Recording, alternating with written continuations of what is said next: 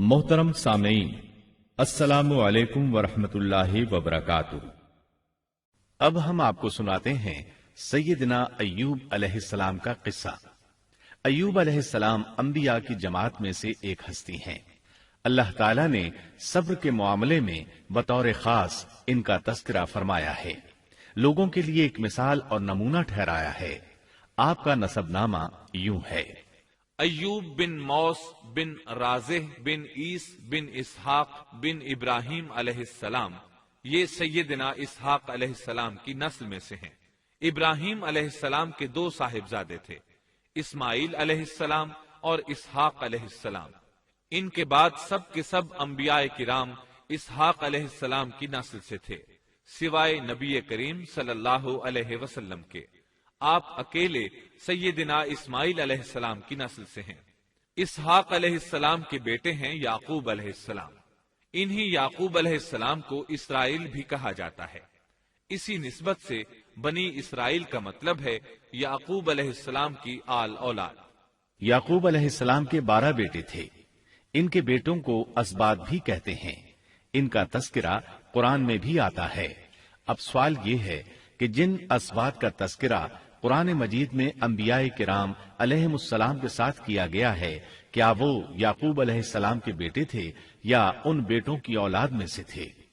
अक्सर उलमाए किराम ने ये इशारा दिया है कि असबात लफ्ज से जिन अंबियाए किराम अलैहिमुस्सलाम की तरफ इशारा किया गया है वो याकूब अलैहिस्सलाम के बेटे नहीं हैं, इसलिए कि उन्होंने तो यूसुफ अलैहिस्सलाम के कत्ल की कोशिश की थी, अपने वालिद से झूठ बोला था, ऐसे और भी गलत काम किए थे, तो इन हरकत के करने वाले अंबिया नहीं हो सकते।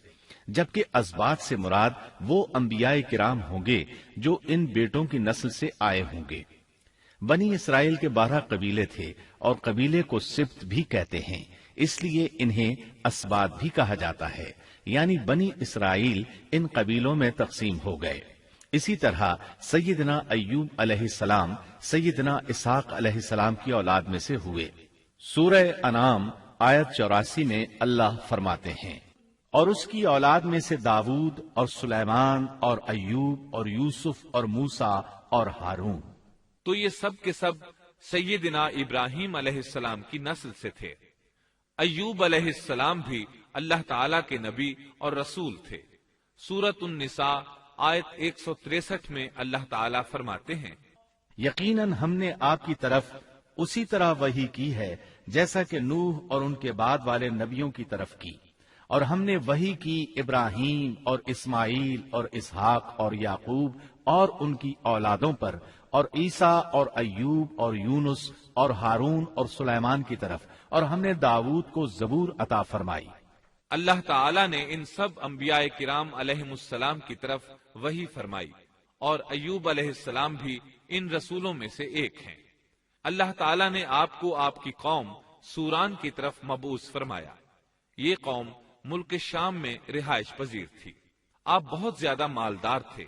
अल्लाह ताला ने आपको बहुत ज्यादा नेमतों से नवाजा था। आपके पास बेशुमार मवेशी थे, लातादाद नौकर चाकर थे। अल्लाह ने आपको बहुत सी ज़राई जमीन भी अता फरमाई थी। आप ताजिर भी थे। तिजारत का सिलसिला दूर दूर तक फैला हुआ था। अल्लाह ताला ने आपको कसीर औलाद भी अता फरमाई थी। आपके यहाँ 7 बेटे और 7 बेटियां थीं। आप खुद भी सेहतमंद और ताकतवर थे। आपके असहाब की तादाद भी काफी थी। गोया अल्लाह ताला ने आपको गूनागून नेमतों से नवाजा था। आप रूए जमीन पर नेमतों से माला माल शख्स थे। अल्लाह ताला ने आपको आजमाना चाहा ताकि बाद में आने वाले लोगों के लिए आप सब्र की मिसाल बन जाएं। आखिर सब्र का मरहला शुरू हो गया। आपका सब मालो मता हलाक हो गया, यहाँ तक कि आप फकीर हो गए। आपकी जिंदगी ही में आपकी सारी औलाद अल्लाह को प्यारी हो गई।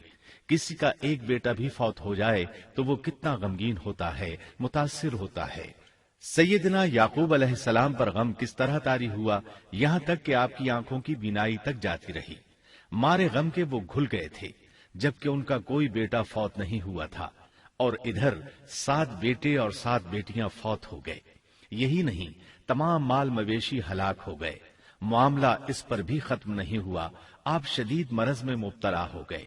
बीमारी इस कदर शदीद थी कि आप चलने फिरने से माजूर हो गए, उठने की सकत न रह गई, यहाँ तक कि आपका गोश्त गिरने लगा। आपकी आजमाइश इंतहा को पहुंच गई।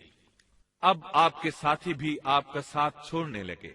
उन्हें खौफ महसूस हुआ कि कहीं उनकी बीमारी इन्हें भी न लग जाए, कहीं ये कोई ऐसी बीमारी न हो जो एक से दूसरे को लगती हो। इस तरह सिवाय दो के सब साथी आपका साथ छोड़ गए, कोई आपके करीब न आता था। जो दो साथी साथ छोड़कर नहीं गए थे वो भी जरा दूर खड़े होकर बात करते थे। आपकी खिदमत के लिए बस आपकी बीवी रह गईं। वो बहुत वफादार बीवी थी। ये ज़ौजा मोहतरमा आपकी खिदमत करती, आपको खिलाती पिलाती, आपको नहलाती। फिर नौबत यहाँ तक पहुंची कि सारा ही माल बिल्कुल खत्म हो गया। अब बीवी साहिबा ने उजरत पर लोगों के घरों में काम करना शुरू किया ताकि कुछ कमा कर लाएं और खामन पर खर्च कर सकें। ये थे अल्लाह के नबी अय्यूब अलैहिस्सलाम। इतनी बड़ी आजमाइश में पूरे उतरे। आजमाइश भी 1-2 माह नहीं, पूरे 12 बरस जारी रही और एक कौल के मुताबिक 18 बरस जारी रही। आप इस दौरान मुजस्समा सब्र बने रहे। आपने कभी किसी से शिकवा तक न किया, यहाँ तक कि कभी ज़ौजा मोहतरमा से भी शिकवा न किया। साल हा साल इसी हालत पर गुजर गए। एक बार आपकी बीवी ने अर्ज करने की जरा हिम्मत की और कहा, आप अल्लाह के रसूल हैं, अगर अल्लाह के हुजूर दुआ करें तो वो आपकी बीमारी को खत्म फरमा देंगे, आपकी हालत को बदल देंगे। बीवी साहिबा के ये कहने के बावजूद आपने बीमारी के खत्म होने की दुआ न की, न ये कहा या अल्लाह मुझे रिस्क की फरावानी अता फरमा। बस रिजाए इलाही पर राजी रहे, तकदीर इलाही पर खुश रहे। आपने बीवी से फरमाया, जरा बताओ तो हम कितना अरसा खुशहाली और फरावानी में रहे हैं, कितना अरसा हम नाजो नेमत में रहे हैं। उन्होंने जवाब दिया, 80 साल। ये सुनकर आपने फरमाया, मुझे अल्लाह ताला से दुआ करते हया आती है। जितना अरसा खुशहाली में रहा उतना अरसा बीमारी और तंगदस्ती में नहीं गुजरा, इसलिए मैं अभी ये दुआ नहीं करूंगा कि वो मुझे शिफा अता कर दे या मेरी इस हालत को बदल दे, वाफिर रिज्क अता करे, जब तक मुझ पर 80 साल न गुजर जाएं। जिस तरह मैं 80 साल नाजो नेमत की बहारें देखता रहा, इसी तरह 80 साल तक मैं इसी हालत पर सब्र का दामन थामे रहूंगा, तंदुरुस्ती का सवाल नहीं करूंगा। आपके इस जवाब पर बीवी साहिबा मायूस हो गईं, इसलिए कि उन्हें तो बीमारी के खत्म होने की और अच्छे दिनों के दोबारा आने की उम्मीद थी। आपकी बात सुनकर वो बोली, तब ये आजमाइश की घड़ी कब खत्म होगी? चूंकि इस बात से अल्लाह ताला की नाशुक्री होती थी, इसलिए अय्यूब अलैहिस्सलाम नाराज हो गए। उन्होंने अल्लाह के नाम की कसम खाई कि अगर अल्लाह ताला ने मुझे शिफा अता फरमाई तो मैं उन्हें 100 कोड़े मारूंगा। दूसरी तरफ नौबत यहाँ तक पहुंची कि लोगों ने आपकी बीवी साहिबा को काम देने से इनकार करना शुरू कर दिया। उनका ख्याल था कहीं इनके शौहर की बीमारी उन्हें भी न लग जाए। वो समझते थे कि अय्यूब अलैहिस्सलाम की बीमारी छूत की है, लिहाजा ये बीमारी उनकी बीवी के वास्ते से उन्हें भी लग सकती है। जब मामला यहाँ तक पहुंच गया तब आपने एक छोटी सी बात कही, इसमें भी कोई वाज़ेह दुआ नहीं थी, जबकि इस वक्त से बढ़कर दुआ के लिए कौन सा वक्त हो सकता था। आपकी इस बात को अल्लाह ताला ने कुरान मजीद में बयान फरमाया है। सूरह अंबिया आयत 83 में है, और अय्यूब की उस हालत को याद करो जबकि उसने अपने परवरदिगार को पुकारा कि मुझे ये बीमारी लग गई है और तू रहम करने वालों से ज्यादा रहम करने वाला है। मुझे आजमाइश ने आ लिया है और तू अरहमुर राहिमीन है। मतलब ये कि आपने वाज़ेह अल्फाज में दुआ नहीं फरमाई।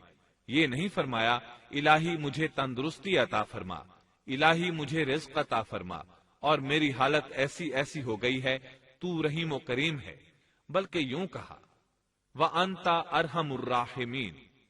अर्ज किया, मेरी निस्बत मेरी हालत को तू ही बेहतर जानने वाला है। अल्लाह ताला ने दूसरी आयत में आपकी हालत को इस तरह बयान किया है। सूरह स्वाद आयत 41 में अल्लाह ताला फरमाते हैं, और हमारे बंदे अय्यूब का भी जिक्र कर, जबकि उसने अपने रब को पुकारा कि मुझे शैतान ने रंज और दुख पहुंचाया है। गोया आपने इस बीमारी और मुसीबत को अल्लाह ताला की तरफ मंसूब नहीं फरमाया, بلکہ اللہ تعالیٰ کو اس سے مبرہ و پاک ٹھہرایا اور اسے شیطان کی طرف منسوب کیا۔ یوں نہیں کہا اللہ تو نے مجھے مصیبت میں ڈال دیا، بلکہ اس کو غیر اللہ یعنی شیطان کی جانب منسوب کیا۔ حدیث میں بھی اسی طرح آتا ہے، والشر ليس إليك، برائی تیری طرف سے نہیں ہے۔ اللہ تعالیٰ نے آپ کی التجا کو اسی لمحے شرف قبولیت سے نوازا۔ کتنے ہی موقع ایسے آئے تھے کہ اس سے قبل بھی آپ دعا کر سکتے تھے اور وہ قبول ہو جاتی، لیکن آپ نے صبر کا دامن تھامے رکھا۔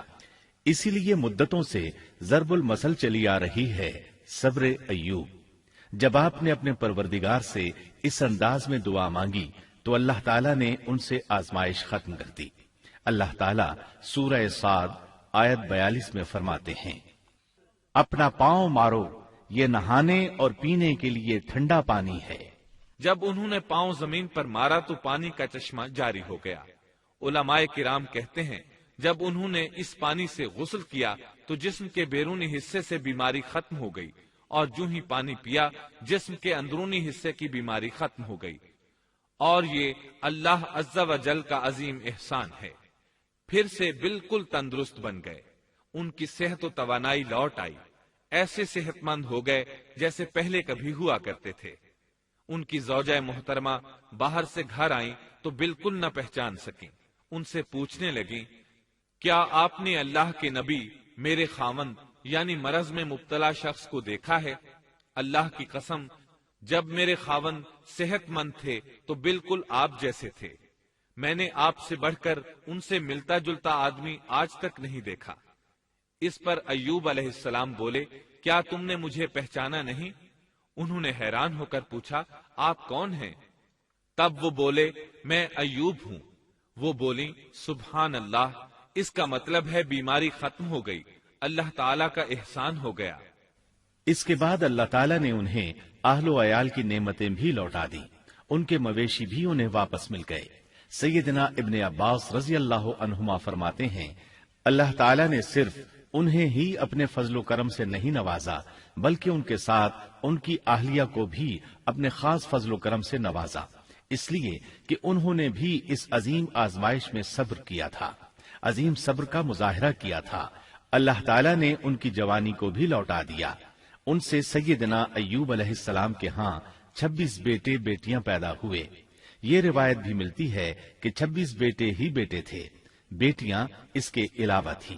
اللہ تعالیٰ سورہ انبیاء آیت 84 میں فرماتے ہیں، ہم نے اس کو اہل و عیال عطا فرمائے بلکہ ان کے ساتھ ویسے ہی اور اپنی خاص مہربانی سے، تاکہ سچے بندوں کے لیے سبب نصیحت ہو۔ مطلب یہ کہ ان کی جوانی واپس کر دی، مال و دولت لوٹا دیا، اور یہ چیزیں انہیں فوراً واپس کر دی تھیں۔ جسمانی صحت بھی واپس فرمائی اور دنیاوی دولت بھی واپس کر دی۔ امام بخاری، امام احمد اور دیگر محدثین نبی کریم صلی اللہ علیہ وسلم سے روایت بیان کرتے ہیں کہ نبی کریم صلی اللہ علیہ وسلم نے فرمایا، جب سیدنا ایوب علیہ السلام غسل فرما رہے تھے تو ان پر ٹڈیوں کی موسلا دھار بارش ہونے لگی۔ یہ ٹڈیاں کیا تھیں؟ وہ سونے کی ٹڈیاں تھیں۔ اللہ تعالیٰ ان کو غسل کے دوران ہی اتارنے لگے۔ ایوب علیہ السلام نے ان کو کپڑے میں جمع کرنا شروع کیا۔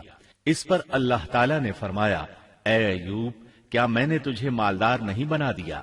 اس نئے نازل ہونے والے مال سے بے پرواہ نہیں بنا دیا؟ ایوب علیہ السلام نے عرض کیا، جی ہاں میرے پروردگار، لیکن میں آپ کی رحمت اور برکت سے تو بے پرواہ نہیں ہو سکتا۔ ہاں اے رب، لیکن میں تیری برکت سے دور کیسے رہ سکتا ہوں؟ ان کا مال و دولت سب واپس مل گیا، اہل و عیال بھی مل گئے، صحت بھی پلٹ آئی۔ یہ سب اللہ کے خاص فضل و کرم سے تھا اور اس عظیم صبر کے صلے میں تھا جو انہوں نے کیا تھا۔ اللہ تعالیٰ نے ان کی اہلیہ محترمہ پر بھی نرمی فرمائی، جیسا کہ سورہ صاد آیت 44 میں فرماتے ہیں، اور اپنے ہاتھ میں تنکوں کی ایک جھاڑو پکڑو۔ بالکل باریک تنکوں کی ایک جھاڑو لو، اس میں 100 تنکے ہوں، ان کو اکٹھا کر لو۔ اس کے بعد فرمایا، جھاڑو سے اسے مار اور قسم کے خلاف نہ کر۔ مطلب یہ کہ ایوب علیہ السلام نے اپنی بیوی کو 100 کوڑے مارنے کی قسم کھائی تھی۔ اللہ نے یہ تدبیر سمجھائی کہ 100 تنکوں کا جھاڑو لے کر ایک بار انہیں مارو اور قسم پوری کرو، قسم کی خلاف ورزی نہ کرو۔